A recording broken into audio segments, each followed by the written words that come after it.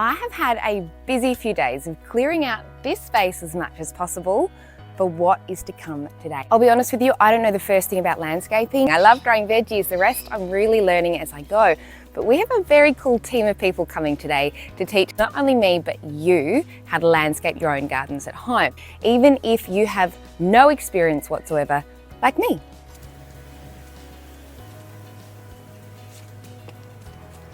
If you're new here, I run garden tours in Victoria, Australia at least every month, mostly focusing on edibles, but we're starting to learn about everything else too. If you want to follow along the journey, if you want to take a bit of a snoop at what other people are growing in their gardens, this is the channel for you. Hit subscribe. Also, hitting like can help other people find the video. My biggest priority for this space is just to have a beautiful pathway.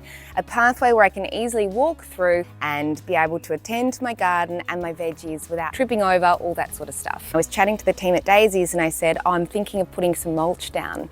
They said, not the best idea for garden paths, and started talking me through all the different options. If you're a seasoned gardener, if you're a seasoned landscaper, it all might be obvious knowledge, but for someone like me and probably many of you, you might find it as interesting as I do. So I wanted to share with you everything that I'm learning about landscaping, materials for garden paths, how to do your own edging, how you can do it as cheaply as possible while getting the absolute best results. My name's Christy Cooper, aka Green Thumbed Reporter. Come with me as we learn how to landscape a beautiful veggie garden area.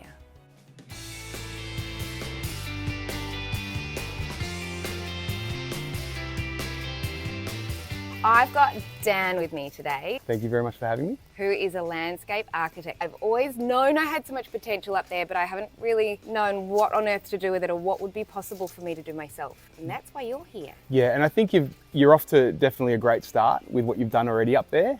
Did I call you a landscape architect? Yeah, that's okay. Are you a landscape architect? I'm not, but I aspire to be one day. Does that count? A landscape designer? Yeah.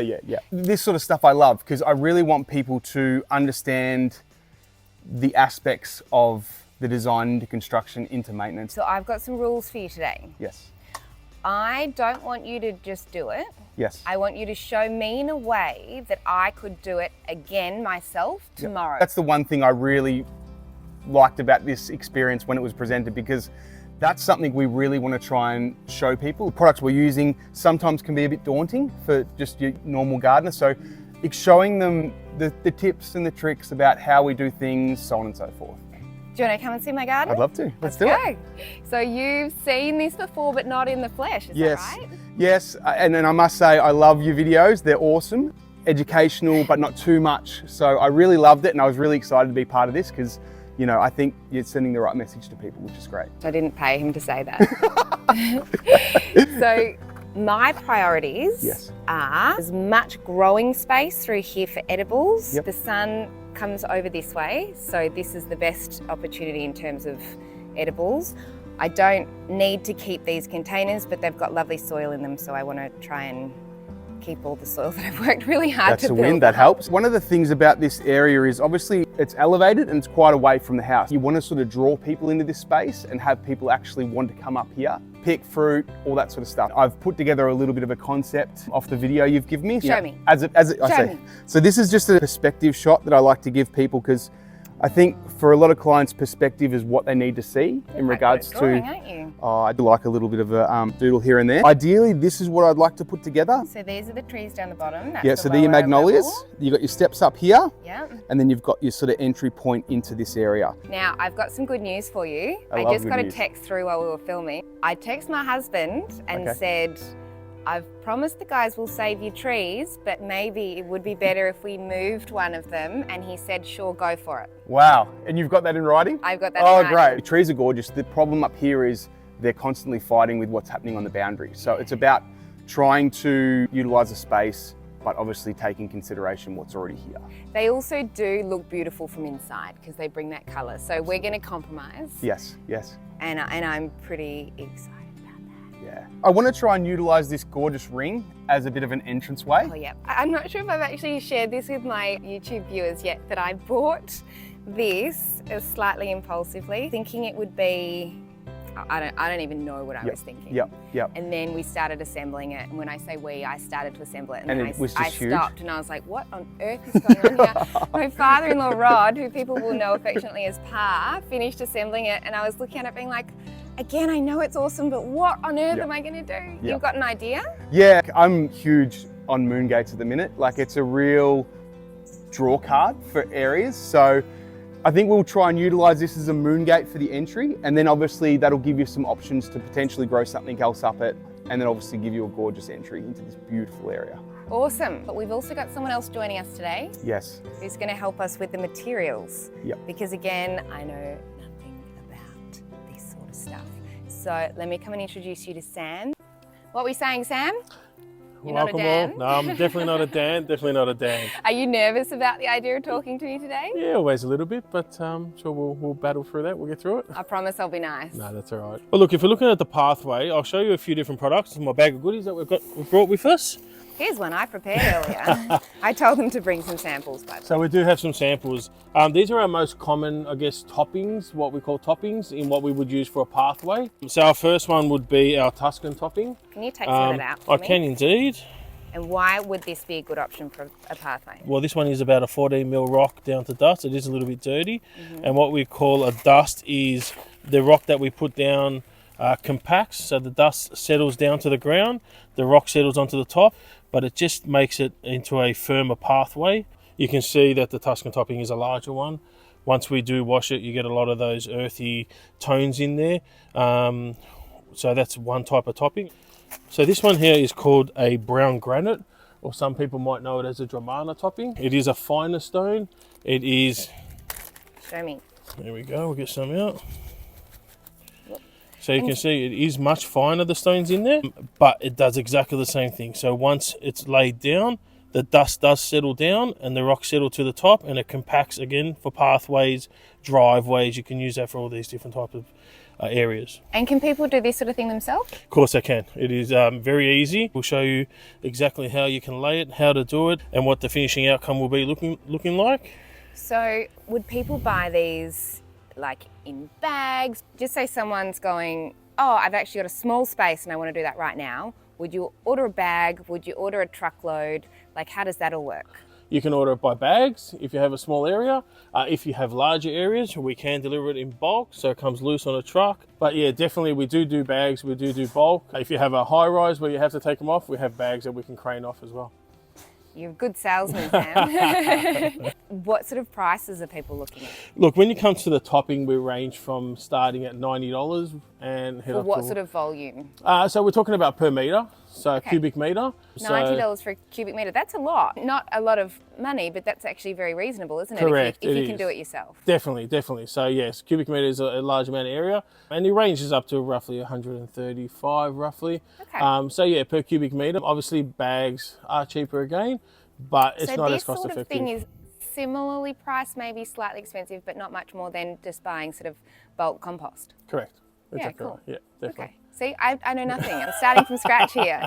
I no, have you are. bought, however, bulk compost. You have, yeah. No, it is very similar. So your mulches, your compost, and all that, yeah, range very similar. What else have you got to show me?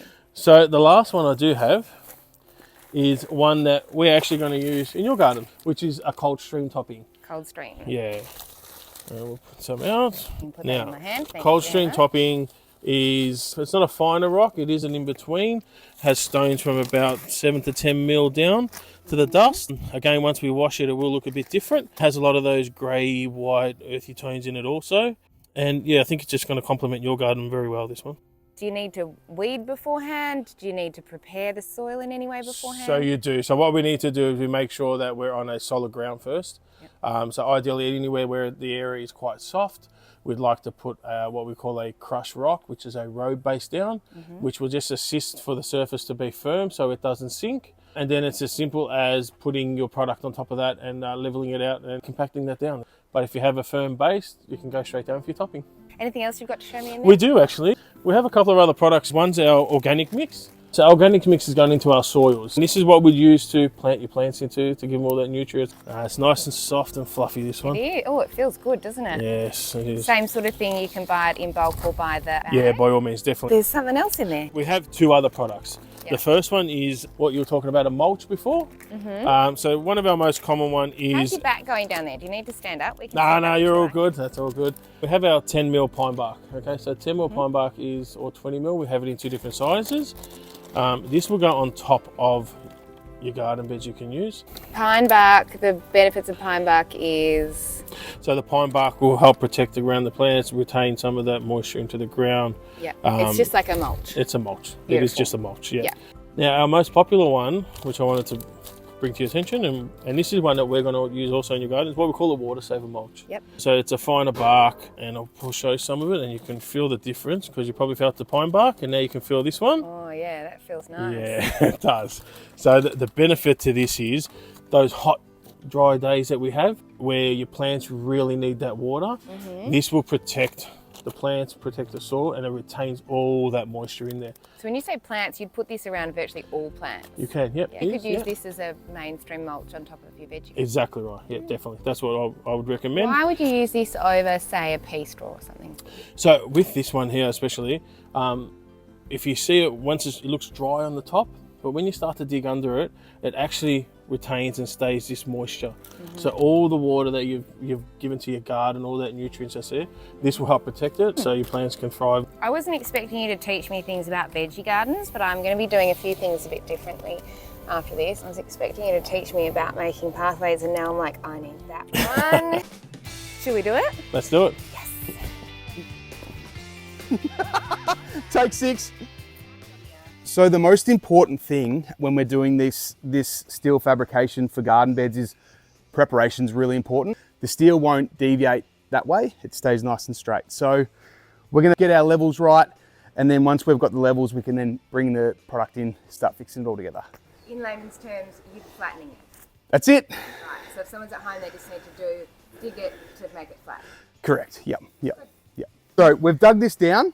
We've got it relatively level. Now, the next thing we do is all the holes are pre-drilled. This is where this Shapescaper Steel Edging product and planters becomes really, really handy because it's as easy as steel manufacturing can get for DIYs. So I've got my screw, which you'll get supplied. So all your fixings, all your pegs and everything comes supplied with the steel. Yep. And then we literally just line up the holes.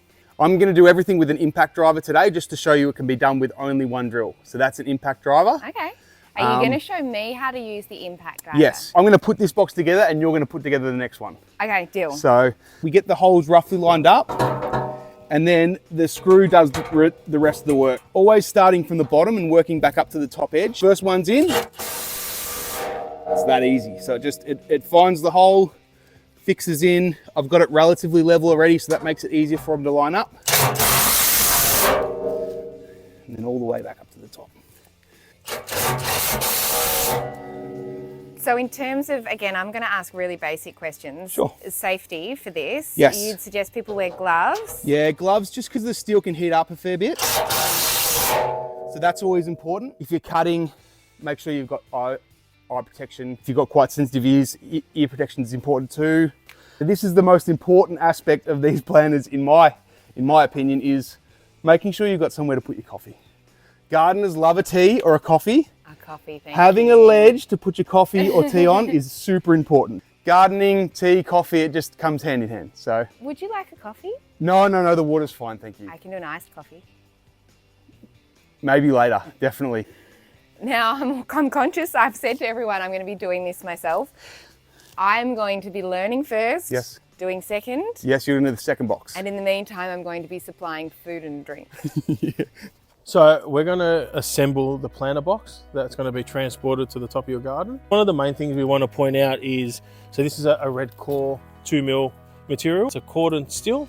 In about 3 weeks, roughly 2 to 3 weeks, depending on the weather, it will turn to your rusted look as you see in this ring. It won't remain in that natural state. It will turn into our lovely rusted steel. Yeah, so you can see it's already started. Correct, so the effects have already started. That's what you want. Correct, that's what we want. No, it's not a defect, that's definitely what we want. I think we're going to get you involved in this, in starting to put it together. When you buy the product, you get all these bits with it. You can screw or you can pot rivet. You've got 2 options basically. If you don't have a pot riveter, just screwing in's fine. First, we're going to line these holes up. The steel's all pre-holed, so we're literally just lining these holes up with these bottom 2 holes. Okay, so that bit is just a connector part. Correct, yep. The connector slides into there. Yep, so obviously a flat surface is handy. Line up all the... Yep, so back to you a bit. Ah, got it. There we go. Okay, so you're there. You need screws for the Correct. bottom bits. Yes. Which come with it. They're all supplied with the steel. And then you're just gonna press that into there. Are you nervous? No, I can't wait. Okay. All right, put that into there. I and have then to keep it upright. Yeah, that's fine. And then just put a little bit of pressure and then just push it in. That's it, yep. Let's just take that screw out and we'll do a fresh screw. It's just the screw threaded. So, what I'm learning, if you're a genuine beginner like me, you're going to need a couple of people. You'll need someone to help you. Yep. And you will need strength to get through these sorts of things. So you've obviously done this many times before, so you sort of are natural. But if you haven't, this is going to help. Correct. So what's important is we want to try and limit the vibration so the screw can bite and send itself through the second piece of steel. So putting a clamp, this is like a flat plate clamp. It just stops the vibration. This is going to be the slowest job we've ever done. That's okay, no, that's okay. It's about educating people, so that's what we're doing here. Now let's see how much easier this is with a clamp on it.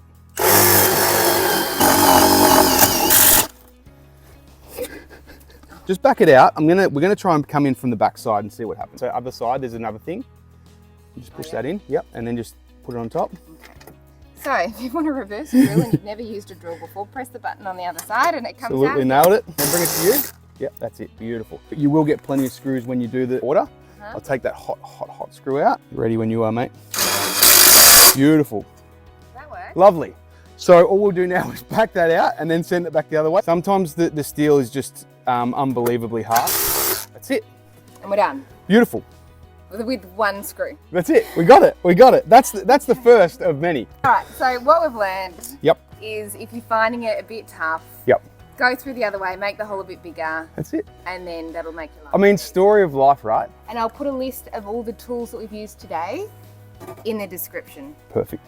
All right, you're going to do this side too because you're on a roll. We're sliding the lip over the edge, so make sure the lip's over. Yep. Okay, we're lining the top edge up. Old Mr. Fancy Clamp. Boom. One thing I will show you, and this is just drills in general, I like to just small pressure, small pressure, small pressure. That's how I like to work because what happens is then it just takes little bites at it. So bite, bite, bite, bite, bite. Bites. Yep, that's it. Yeah. Yes, perfect. High five. Nailed it. Well, not nailed it, screwed it. You know what I mean? I screwed it, but I didn't screw it up. We're doing the go-kart thing, the Red Bull thing. This is all part of it. Sammy, we're gonna do like a bobsled thing so you can sit in front of me, okay? If my kids were here, they would take you very literally. So, we've got 4 screws in there, 4 screws in there, and all the way around. That is looking awesome. We did it on level ground because it's going to be way easier than doing it up there. Yep. And that's now good to go. Happy? Beautiful. And this is another reason why you're going to get a little strong bit of mate help to help you. Would you like a spotter there, or are you okay? No, that's okay. I love how respectful you're being of those veggies. I can see right. you being very careful of my zucchinis there. How's that? Oh no, knocked the mangoes over. Oh, Mangoes are gone. not the mangoes. Mangoes are gone. And we're gonna keep the zucchini. We're gonna put the box around it and then take the wooden box out. Get this nice and flat. Yep. So what we'll do now is I'll knock all this in, Yep. level it all up, and then that'll get us our finished edge. Then we'll go back through and stake it up. What do you knock it in with? Just a hammer? Yeah, so a mallet. If you've got a mallet, I've got my Thor mallet over there. Pretty.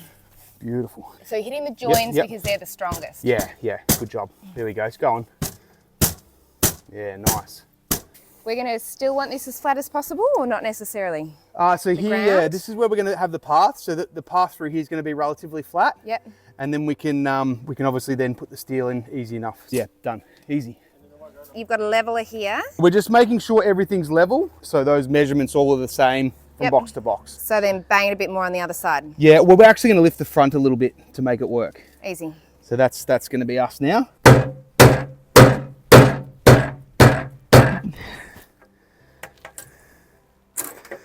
That's better. Beautiful. The zucchinis are intact. Well done. Give you that. So you just send it through any side you want. Take that one out. I think that's burnt through. Here's another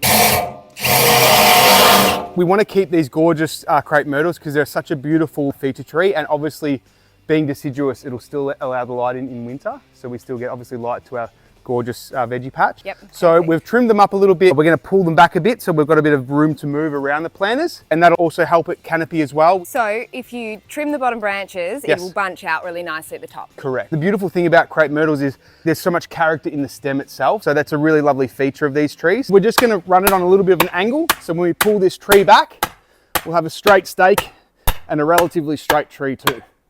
We've got garden edging here now. We're working with our contours and our levels. So we're going to have one that wraps from there around to the back of that planter, and then another section that comes off the front. Around the front of this stump, back into here. Yeah, I think it'll be really lovely.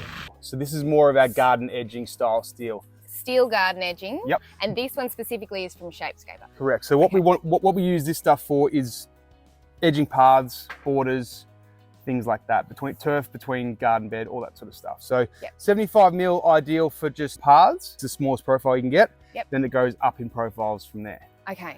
So what we're going to do is we're going to edge the garden from the path area using this stuff. We've just literally got the fixing there ready to go, and Yep. all we have to do now is just fix that onto that section, and we're good to go. So this just comes like that. Yep. And you get like packs of how many? You can buy it per length. So every length has fixings, pegs, everything included. And then Yep. you just figure out, so the lengths are 2.4 meters roughly. Yep. You just figure out how many you need as per every length being 2.4 meters. Okay. Yep. And then you can just bend it. Yeah, so we'll go through bending in a minute. All right, so you're going to slide that in. So this is a joiner. Correct. It's just a connector piece. That's absolutely right. So in from the back, Yeah. slide it in. So that's going to hold it together. Multi-clamp. is what it's Multi-clamp, called. yeah, really, really handy, super Great. handy. Bring it around and it hooks on. You want to get that steel lined up so the holes work, okay? Yep, a little bit of force. That one's cooked. Because I'm not using enough force, I think. You got to sort of just give it a bit of oomph, and then it goes. So, yep, and again, and again. There we go, there we go. Hey, now you got it. So you know what I'm doing differently? Yes. Is I'm starting to force before I turn the trigger. There you I go. think previously I was pulling the trigger before I started forcing it through. All right, let's see another one. Let's see if the next one's as I'm easy. pumped. Is it weird that I'm excited by that? This better work this time. All right, All right, here we go. I'm going to do it harder to begin with. Yep. Watch my fingers. So don't... Ayo, ayo. Yes! You were just playing with me earlier. Yes! You were playing with me. It's all about the force That's before it. the trigger. You just have to not be afraid of the drill, don't you? Exactly right, yeah. The drill's your friend. Yep. All right. I'm going to be a force to be reckoned with. Now, Chrissy, you're going to bend us up some steel next. That's exciting. okay. You've got through this, the fixing of the steel, and now you're onto bending, Okay. which is probably my favorite part. So we've got a section up there where we're trying to go around the stump. Mm-hmm. So what we want to do is we want to bend it out one way, in, and then out again. The common problem people have with this is they put too much pressure on it, Okay. and they put too much pressure in one spot. You want to bend it and have it consistently bent through the steel. And that kind of means bending it back on itself a little bit to get a nice consistent curve. So I put my foot down there and I put pressure on it this way, Yep. down, and then I just slowly bend it around. Stop. I have a look at it through down the line. You can see that. Yep. So you've got to give it a little bit of extra love at the start. As you can see down the line, see that curve? We've got a nice consistent curve down the line there, and then you've got that ugly face in the background. Showing off for the camera. So Yep. that's what we're going for. Just nice and gently. Yep. And then stop there. Go down a little bit further. Yep, bend a bit more. Stop there. Now have a look at it down the line. All right, see, you're starting to get it. So you really want your foot as low down as you can. Mm-hmm. And you really, that's it. You're really cranking the foot. If you stuff this up, Yes, you've got to get a new one. good. You can get the bends out but that's actually really lovely. Have a look at that. A single piece of steel like this, roughly, what's that costing you? It's about $48, and that's with everything inclusive. Stakes, fixings, the whole lot. Very manageable if you're working with a small space. Correct. And Okay. considering it lasts up to 10 times longer than most other products when it comes to edging, very good. And then in that sense, sustainable because Yeah. it's lasting longer. Now we're going to flex the middle section out to go around the stump. This is where you can't often get this sort of application out of most products. Okay. So this is where this product really comes into its best element. So what I'm going to do is I'm going to put some pressure against this. So I'm gonna tuck that in there like that, right? Yep. I'm gonna bend this out a bit so it's bending back on itself. And then once I've got that, I'm gonna then use my knee and bring it back around, right? Because now we're at the point where we want to bring it back around the stump. So that's doing that. We're starting to create that little bit of a woof. A woof. Yeah, a little woof. So you can start to see that we're getting this little bit of a curve in it. Yeah. Okay, and then it's just a matter of then slowly working it until we're happy with it, where that's at. So that's going to do that. And then I'm just going to bring this, then I'm just going to bring this. I can see it. Yeah, then I'm just going to bring this around a little bit to the end.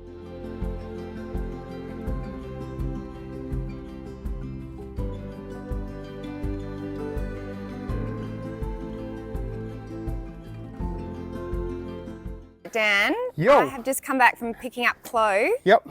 from kindy. Yep. She had a good day. She's had a great day. Good. But I need you to just talk me through the weed matting. Okay, so we're just installing a little bit of weed matting just for the path areas. Weed matting can be good and bad, but in a path area where we don't require any planting, it's great because it just suppresses those weeds, so we don't have to weed so often. Why can it be bad? Well, the problem sometimes with weed matting is it can dehydrate and decondition the soil. So in planting situations, it can actually dry the soil out and it doesn't really invite all the goodies like worms and all those little bits and pieces that condition the soil.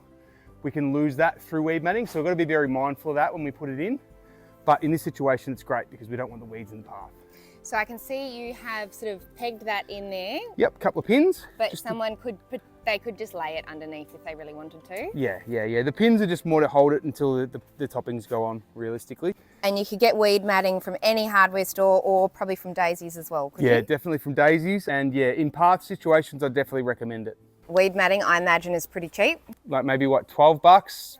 Yeah, a roll. So yeah, it's very, very cost effective. We've fixed the edging in with the peg. So everywhere where you see a screw at the front, there's a peg. Can you show me? Yep, so you'll see the screw at the front there. Yep. So pre-drilled holes comes through the back out through this peg here. So the peg just holds the lip in, that goes underneath the lip, holds it in, and once it's fixed at that point, it can't actually move anywhere. So these are the pegs. This is for basically sort of 7500 mil and 100 mil. So you can see it's got holes pre-existing. So if you're very, very good, you can get those to line up with the holes in the steel, and it's one fixing. If you don't stress out, it's fine. As long as you've got one hole, it'll usually bite and go through both. Did you just bang them in with your mallet? Yeah, I banged them with my mallet. The thing I love the most about these pegs is it has a central rib, right? And that just provides a little bit of structural integrity for the actual stake. So it doesn't bend over and carry on when you're pegging it in as well. And just for the record, am I looking after you guys? You're amazing. I'm just about to tuck in this soup. It looks so delicious. I can't even wait. This is the most important part. If you get looked after as a landscaper at a client's place, you get the best product you could possibly ever imagine. Simple as that. Yes.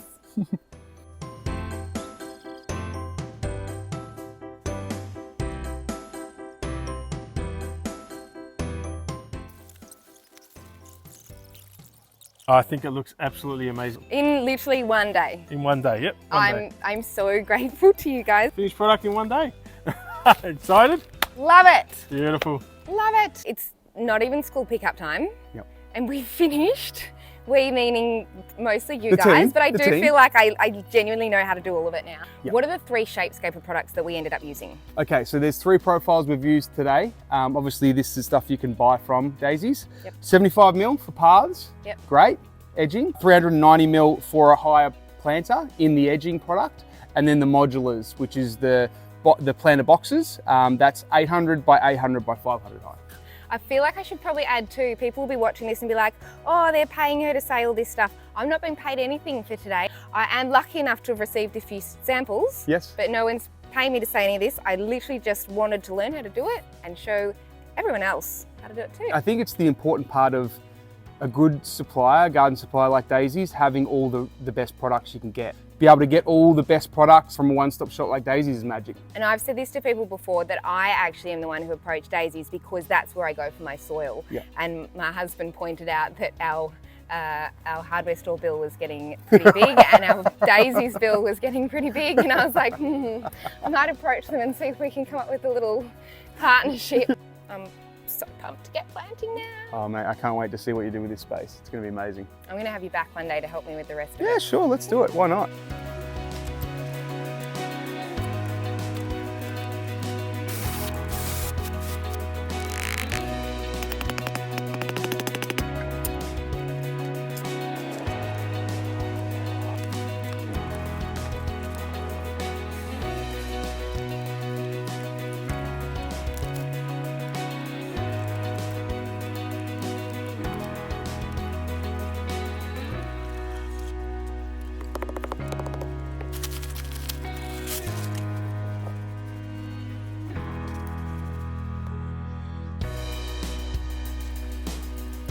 Here's a quick tip for anyone with kids. If you're wanting to lay a new garden path, but you've got kids who have the tendency to pick things up and throw them, maybe they're just curious, maybe they're busy, maybe they're energetic, maybe they're just ignoring all the instructions you give them really clearly.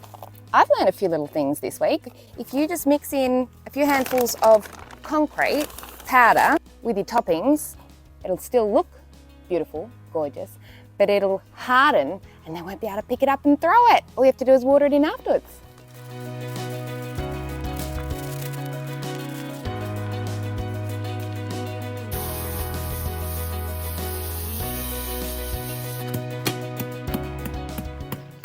So one of the finishing touches in this garden is these stone pavers.